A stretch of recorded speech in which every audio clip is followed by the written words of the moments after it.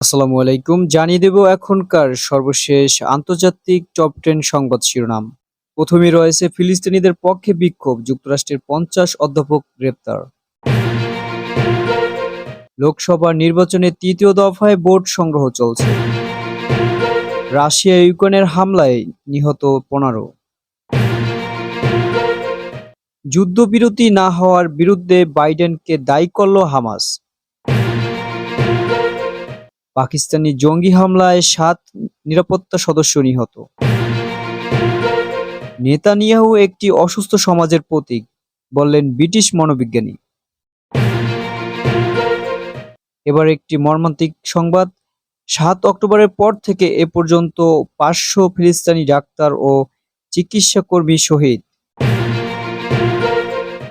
Israeli বন্দীদের বিষয়ে বাইডেনের মন্তব্য, যুদ্ধবিরতির আলোচনায় আঘাত। ফিলিস্তিনিদের বিরুদ্ধে ভোট দেওয়ায় আর্জেন্টিনাকে ইসরায়েলের ধন্যবাদ। ইসরায়েলের বিরুদ্ধে গণহত্যা মামলায় লড়াইয়ের ঘোষণা মিশরের। ধন্যবাদ বন্ধুরা, এই ছিল আমাদের হাতে পাওয়া আন্তর্জাতিক সর্বশেষ টপ 10 সংবাদ শিরোনাম।